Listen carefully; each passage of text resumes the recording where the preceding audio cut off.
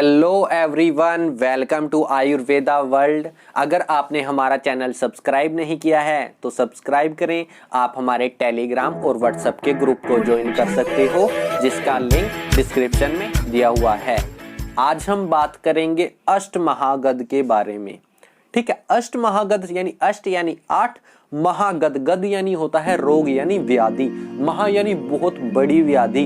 हमारे आयुर्वेदा आचार्यों के अनुसार अलग अलग यानी ये ऐसी 8 बीमारियां होती हैं कि इसमें अगर बल और मांस का क्षय हो जाता है तो रोगी को कोई भी नहीं बचा सकता। यानी कोई भी यानी थोड़ा सा भी अगर हमने ढील बरती व्याधि को ट्रीट करने में तो रोगी के प्राणों का हरण होना निश्चित है। यानी अष्ट महागद यानी बहुत बड़ी बीमारियां हैं, यानी कॉम्प्लिकेटेड बीमारी है, इनमें कॉम्प्लिकेशन ज्यादा होती हैं। ठीक है, अब हम देखते हैं आचार्य चरक, आचार्य सुश्रुत और आचार्य वाग्भट के अनुसार ये अष्ट महागद कौन कौन से हैं।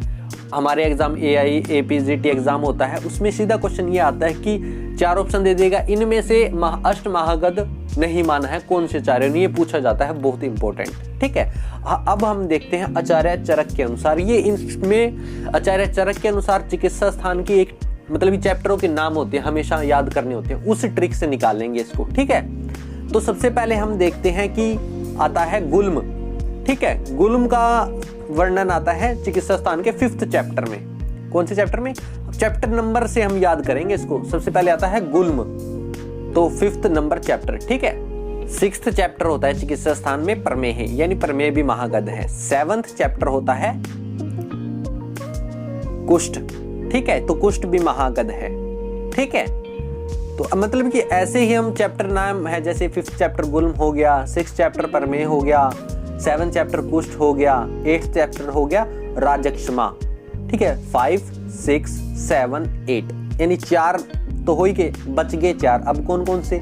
फिर हम सीधा जाए 9th चैप्टर छोड़ देंगे, 10वां पे जाएंगे हम अपस्मार पे।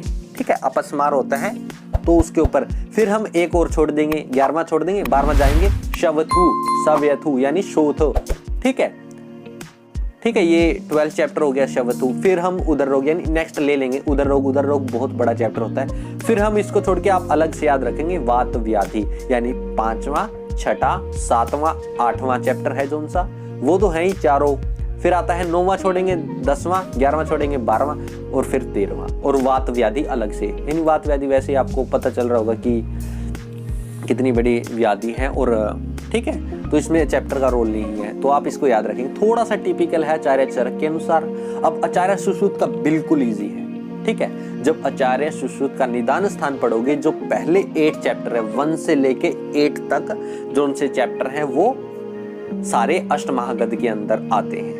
जैसे वात व्याधि, अस्मरी, अर्श, बगंदर, ये सीक्वेंस है निदान स्थान का। ठीक है, कुष्ठ, प्रमेह, मूढ़गर्भ और उदर रोग। ठीक है, और आचार्य वाग्भट के अनुसार आपने same as it is Sushruta ने जो बोला वही, सिर्फ एक बदलेंगे, मूढ़गर्भ के स्थान पर हम रखेंगे ग्रहणी को। क्या? मूढ़गर्भ के स्थान पर हम रखेंगे ग्रहणी को। तो आज हमने क्या देखा? अष्ट महागद, अष्ट यानी 8, महागद यानी गद यानी व्याधि, रोग, डिजीज, महा यानी बड़ी व्याधियां यानी कॉम्प्लिकेटेड डिजीज।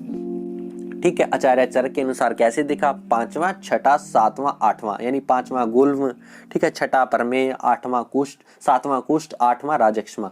4 तो ये हो गए। फिर हमने देखा 10वां, 12वां और 13वां। ठीक है, 10वां चैप्टर था अपस्मार, 12वां था शोथ, 13वां था उदर रोग और वात व्याधि अलग से। ठीक है, और आचार्य सुश्रुत के अनुसार निदान स्थान का 1st से लेकर 8th चैप्टर तक जो उनसे 8 के 8 चैप्टर हैं वे अष्ट महागद हैं। जैसे वात व्याधि, अश्मरी, अर्श, बगंदर, कुष्ठ, प्रमेह, मूढ़गर्भ और उदर रोग। और आचार्य वाग्भट ने सिर्फ सुश्रुत के समान बताया है, सिर्फ मूढ़गर्भ के स्थान पर ग्रहणी बताया उन्होंने। ठीक है, तो इस प्रकार आज हमने देखा अष्ट महागद के बारे में। अगर आपको ये वीडियो पसंद आई हो तो लाइक करें, शेयर करें, सब्सक्राइब करें। Thank you.